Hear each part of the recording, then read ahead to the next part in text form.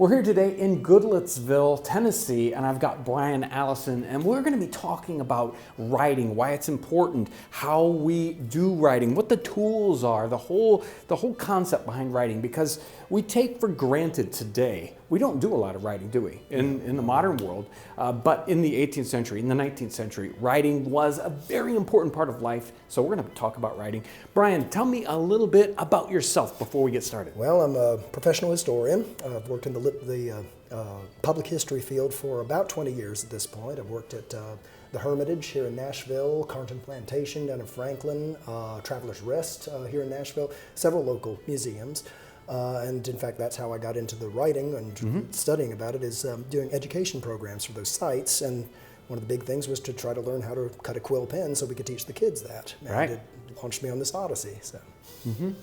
Schooling? Schooling, I went to Austin Peay State University. I have a degree in history. So. Okay. And we are here in Goodlettsville. What's this house that we're in right now? We are at the Bowen Campbell House at Historic Mansker Station, which is a rare survival for Middle Tennessee. This may very well be the oldest brick building left in Middle Tennessee. It was built around 1787, and it is a survivor. The city was only 7 years old at the time this was built, and in fact, when this house was built, Nashville was part of North Carolina. It wasn't yet part of Tennessee. Okay. So a very rare site. It's part of the Mansker Station collection of buildings, the Bowen Campbell House, a recreation of Caspar Mansker's original frontier fort. And this is all part of Moss Wright Park here in Goodlettsville. Yeah, a beautiful location. It's an amazing house. So if you ever get a chance, you're ever in this Middle Tennessee area, make sure to check this spot out. So tell me a bit about the importance of writing. Well, writing was very important. Of course, we're talking pre-computer days. We're talking at a time when thoughts had to be put on paper. You had to do it the hard way with pen and ink and paper. One of the reasons I got so interested in this is, as a professional historian, I'm a researcher first and foremost, and it struck me that this is the way they live. This is actually the way we know these people. This simple quill pen and ink was the way any of these ideas that we know about today were preserved for us. So it's a fascinating process. And of course, they weren't thinking about immortality. They were thinking about laundry lists and shopping lists and the day-to-day affairs of the neighborhood. But today, 200 years later, a lot of times those are precious historical documents that can give us major insight into historical events and figures. I want to back up and touch on that topic just a little bit deeper. We think about today. We've got video. We've got different ways of audio recording. We have computer records that have writing. People are typing things up. They didn't have any of those things. The sole way we know what they're thinking and saying is through writing. Absolutely. That's so important. That is an amazing point. Extremely. There's it's the way I connect to the past. Yeah. It's the way I learn these people and who they are. There's a quote that I've come to love, and I think it was from John Locke. I may be wrong on that, but he wrote in a poem right there that why letters were so important to him. He said, "Because thus friends absent speak." And that's exactly the whole idea. We can hear them speaking right out of the past. Today we have videos of loved ones that have passed on or what have you, but we've got their thoughts, their ideas, sometimes vivid descriptions of them from 2 or 3 or 500 years ago, and they come to life when they leap off the page. So in a very real sense, writing was important to them, but to us it's also a very valuable link to that past. Yes. Right. So our main and vital instrument we have to have right up front is a quill, right? Absolutely. We've got an arrangement of feathers of different breeds, different types that were used at the time. All of these would make suitable quill pens today, and a lot of these are readily accessible. That's something that we sometimes have to compromise on, and that's just the nature of living history. Some breeds are endangered or protected. For example, in the 1840s, President Polk signed the Treaty of Peace with Mexico in 1848 with an eagle quill pen. That is illegal to own today. Yes. Do not, if you find one in the forest, leave it where it is, because you don't want to do that. And swan is hard to come by. Those were popular. But these are goose and turkey feathers. Okay. And goose and turkey, wild or domestic, will make excellent quill pens. So that's a gray goose right there, wild. That's a domestic goose. There's a wild turkey, and there's a domestic turkey right here. Okay. But what you want is a large bird with a strong flight feather, and goose and turkey is probably the most readily accessible today. One thing to point out is, as one of my friends like to say, that there weren't very many peacocks running around medieval Europe. So when you see that in a movie, it's obviously an anachronism. But any basic large bird, swan was actually preferred because it has the largest of all the flight feathers that was readily available at the time.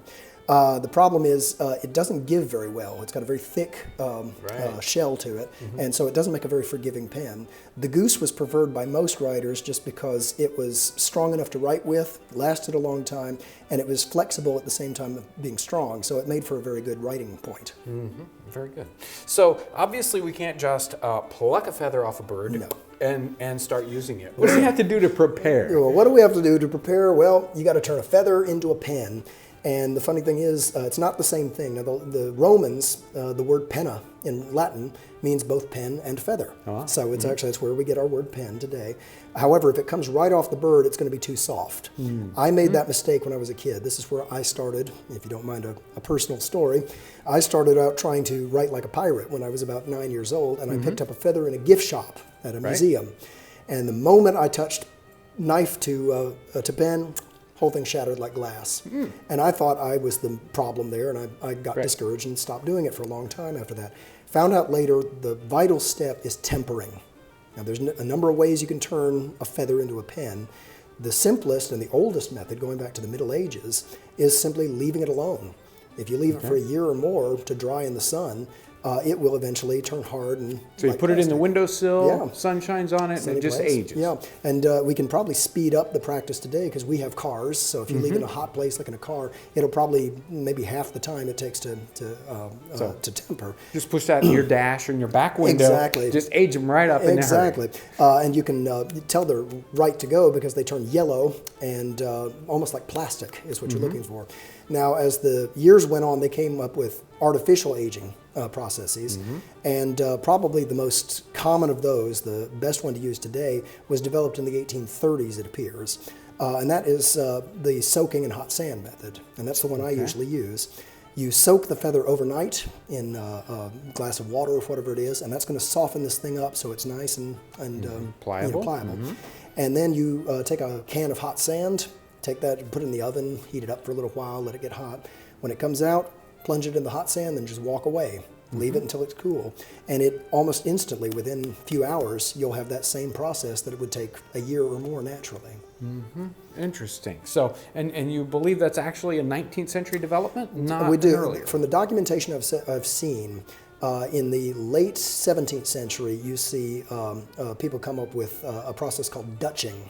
Dutching is difficult, and to get it right, the way it was done is, and of course it was invented in Holland, so it's known as Dutching. You want to do the same, sort of the same thing. You wrap this thing in a damp cloth, or sometimes they dig a hole in a damp cellar and stick it in the dirt, and that's going to soften it a bit.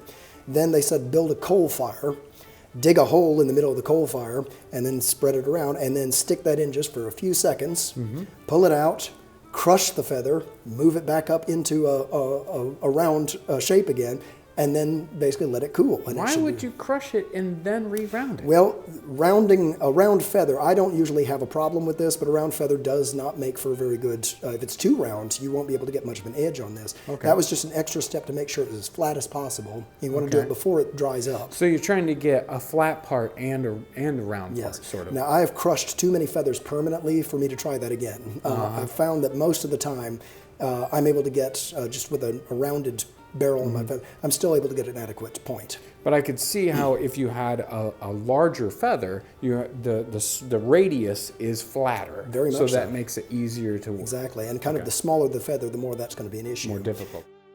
First thing you're going to do to prep this is you've got to get rid of all the natural gunk that's left with from being a bird. There's going to be a membrane on the outside of this, and that's oily and greasy. That's why if you're cutting it originally, that's not going to work. You've got to get rid of that membrane. Luckily, when you dry it, it starts flaking off. You see this white powdery substance? I take the back of the knife and just go all the way down and get that out.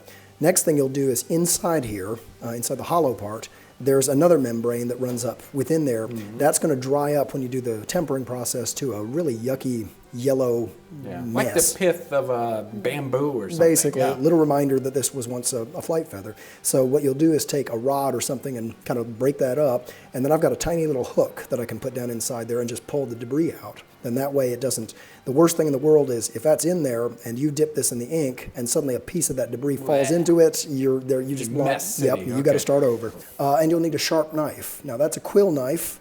I'm not going to be using that today just because this one's not been tempered correctly. Okay. I need to work on this a little bit But more. this is what a period knife. yeah. Sometimes they'd have a little pocket knife, or they just have a little special knife. Now, as to the actual cutting of a quill, Now, this is the hard part, right? this is the hard part. When I was starting this out, I had an instructor tell me, don't worry. He said the first 10,000 are the hardest. There you and go. I found him just about right. Just about right. It took several hundred tries.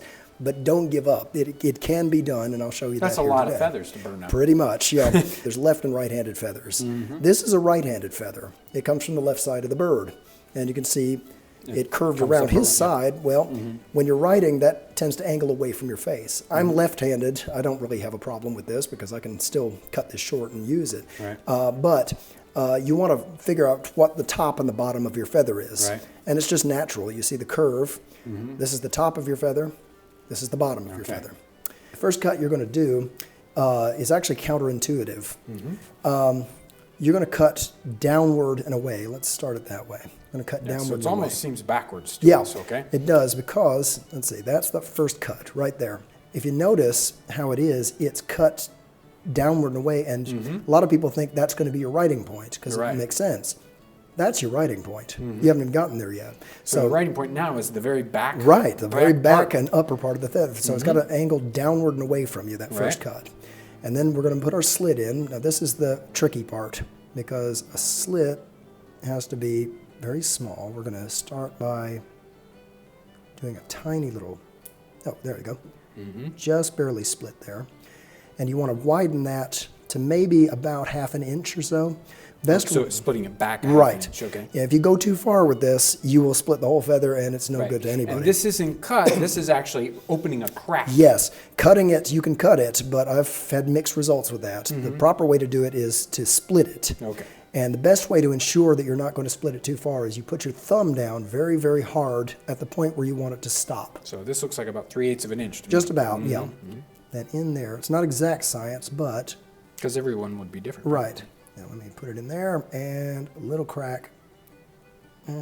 Doesn't. Oh, there it goes. There it And that's just about right. It almost went too far, but that's just about right. And then the next thing we're going to do, so we've got our first cut here. We've got our split in the middle. Find where the end of that split is. Rotate around. Roll it over into the back and move your pen maybe 3/4 of an inch up, 1/2 an inch up. And then it's one scooped cut.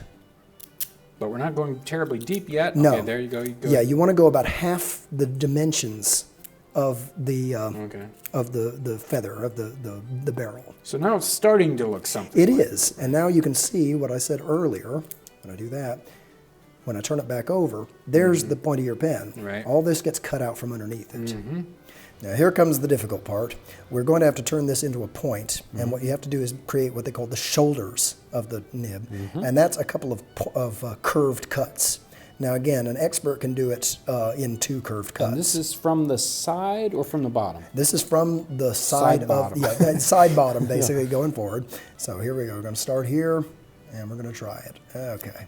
And don't worry if you didn't cut far enough, because You you can always kind of trim it up. I'm doing it kind of awkwardly. If you notice, I'm doing it from way up here, which is difficult Which you to usually do right. that, yeah. This is close work, so be careful about flying chips. You might want to wear Wear safety protective glasses, yes, oh, yeah. because I've gotten these in my eye before, and it's not fun.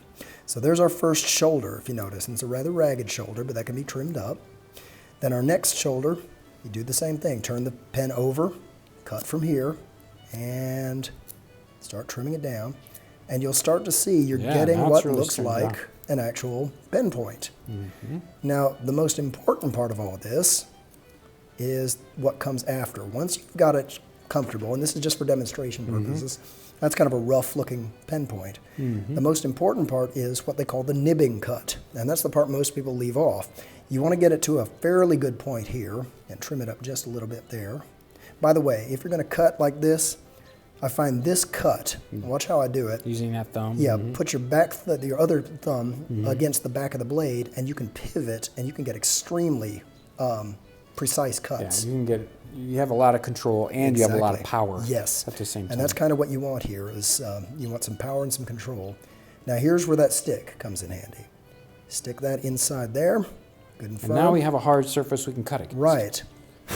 And what you're going to do is find where the ragged point stops, and you want to angle it, kind of So you're slightly coming down. down? Exactly. So it's kind of a chisel cut. You heard the tip. And it went snip. Yep. And now you've got a little flat point. Exactly. Now this one's still going to need to be trimmed. You'll get as you do it, you go through and you start judging how much is too much, what's too long, what's too short. I can tell from looking at this won't write yet because it's too long. Okay.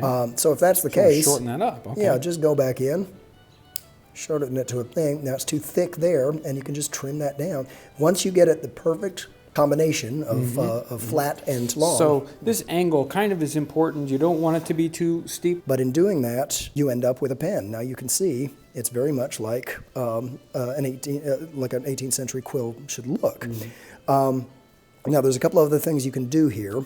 For one thing, if it's still ragged at the end, it's still splattering or something like that, they would use shark skin to do this. I use sandpaper, very fine 1,000 grit sandpaper. You can take that and just basically give it a few brushes over the sandpaper like that and take any ragged edges off. And to make it more comfortable to write, you can also see that. That is not going to make a good for pen because all this is going to tickle your hand when you write. So you want to cut a lot of the fletchings back. You can also cut the shaft up anywhere you want to. All this can be trimmed with scissors to make it look more neat. A lot of times, if you see in old paintings, they've done that. They've severely cut back the fletchings to the point where it's still there, but it's trimmed into a more pleasing state. But also keep in mind, a lot of times, they'd cut all the fletchings off at all. They don't need them to write with. This is a perfectly acceptable pen right there. So all that needs to be, that's all aesthetics. That's all how you want to shape your pen. But essentially, those are the major points of cutting one. And there we go, a completed quill pen. Amazing. You know, it looks simple, maybe, until you do it. And I've failed many a time making a pen, so it's amazing to watch somebody who's done it many, many times do it. So thank you so much for that wonderful instruction. I hope you have luck if you're trying to make a quill pen or make one right. Wow, amazing. Thank you, Brian, for bringing us that. We will be doing more writing things in the future, so stay tuned. We'll be working on ink. We'll be talking about paper. Lots to cover. Thanks for watching.